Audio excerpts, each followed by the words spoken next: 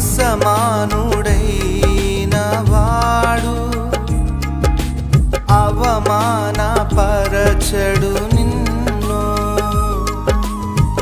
ఓటమి ఎరుగని మన దేవుడు ఓడిపోనివ్వడు నిన్ను.